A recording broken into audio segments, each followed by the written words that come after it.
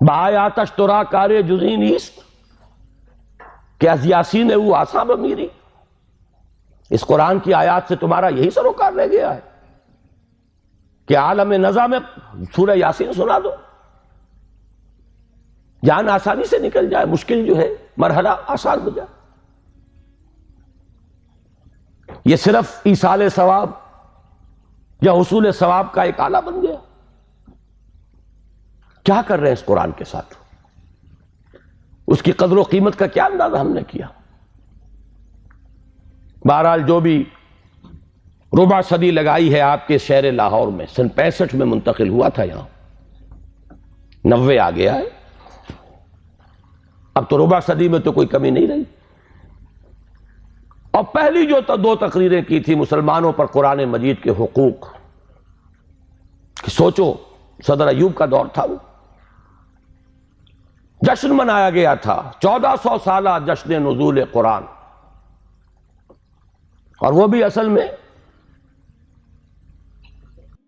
ایک بڑی یوں سمجھیے کہ ہوشیاری کا کام تھا۔ بہت قسم کے جشن منتے تھے، جشن مہران، جشن فلاں، رقص و موسیقی۔ تو انہوں نے سوچا کہ مولویوں کو بھی رشوت کے طور پر ایک جشن دے دو، الاٹ کرو، 1400 سال ہو گئے، لہذا قرآن کو سونے کے تار سے لکھو، ایک تو یہ کام، اور دوسرے یہ کہ قرات کی محفل منعقد کرو۔ یہ جشن تھا، اس کے حوالے سے میں نے بات کی تھی کہ ہوش میں آؤ، قرآن اس لیے نازل نہیں ہوا۔ جب یہ موعظہ تھا، جب یہ شفاء لما فی الصدور تھا، جب یہ ھدی للناس تھا، جبکہ یہ موجب رحمت تھا، پورا قرآن بھی لوگوں کے پاس نہیں تھا۔ کہیں پرزوں پہ لکھی ہوئی صورتیں، کہیں اونٹ کے شانے کی ہڈی پر، سکیپولا پر لکھی ہوئی کوئی صورت، شاذ کسی کو کاغذ دستیاب ہوتا تھا۔ کہیں مابین الدفتین تو قرآن تھا ہی نہیں، وہ تو حضرت ابوبکر نے کیا ہے، حضور کے زمانے میں تو نہیں تھا، سینوں میں جمع ہو گیا تھا۔ سونے کے تار سے کیا سوال، تانبے کے تار سے لکھا ہوا بھی نہیں تھا، کاغذ پر چھپا ہوا تھا ہی نہیں، لیکن قرآن تھا، سینوں میں تھا۔ بل هو آیات بینات فی صدور الذین اوتوا العلم، سینوں میں تھا۔ اس قرآن نے انقلاب برپا کیا۔ آج ہم 1,000 روپے کا نسخہ جو ہے خرید کر بچیوں کو جہیز میں دیتے، لیکن یہ کہ وہ قرآن حقیقت میں نہیں ہے۔ لا یبقى من الاسلام الا اسمہ ولا یبقى من القرآن الا رسمہ، رسم الخط ہے۔ تو دوڑ پیچھے کی طرف ہے گردش ایام تو، ضرورت ہے لوٹنے کی قرآن کی طرف۔ اس لوٹنے کے لیے اپنی جگہ پر خود بھی آدمی طے کرے جو کمی ہے۔ اگر قرآن مجید آپ نے نازلہ بھی نہیں پڑھا ہے تو شرمائیے نہیں، اس کمی کی تلافی اب کیجئے۔ اور میں کہا کرتا ہوں کہ حضور کی بسم اللہ ہوئی تھی 40 برس کی عمر میں، جب قرآن کی پہلی آیت نازل ہوئی ہے اور حکم ہوا اقرا، آپ نے یہ کہا تھا ما انا بقاری، میں تو پڑھنے والا نہیں ہوں، پڑھا ہوا نہیں ہوں۔ 40 برس کی عمر تھی تب قرآن پڑھنا شروع کیا۔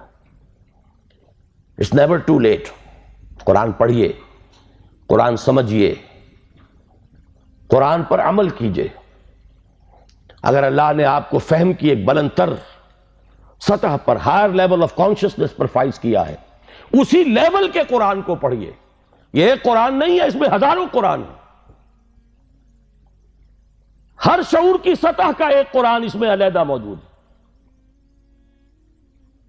اور ہر دور کی علمی سطح پر، اس کے افق پر ایک خورشید تازہ کے مانند یہ قرآن طلوع ہوگا۔ لیکن ضرورت ہے اس میں لگنے کی، کھپنے کی، اس میں ڈوبنے کی، اس میں غوطہ زنی کی۔ قرآن میں ہو غوطہ زن اے مرد مسلمان۔ اس سے ذرا آگے بڑھیے،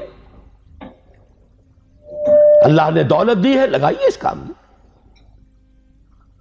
اور اللہ نے اولاد دی ہے جو سب سے بڑا ایسٹ ہے انسان کا، جو اصل صدقہ جاریہ ہے. تو لگائیے اس کام میں. ابھی میرے ایک بڑے عزیز دوست، بڑی قدر ہے میری نگاہ میں ان کی، ایئر فورس میں بڑے اونچے مقام پر ہیں. وہ فرما رہے تھے کہ میں نے اپنے بعض عزیزوں سے یہ کہا کہ قرآن کالج میں بچوں کو داخل کرائیں، لیکن معلوم ہوا کہ آپ کے ہاں تو وہ اردو میڈیم ہے. اب اونچی سوسائٹی وہ تو اردو میڈیم میں اپنے بچے کو نہیں بھیجے گی، تو آپ کوشش کریں. میں نے کہا کہ ٹھیک ہے، سوچیں گے اس پر.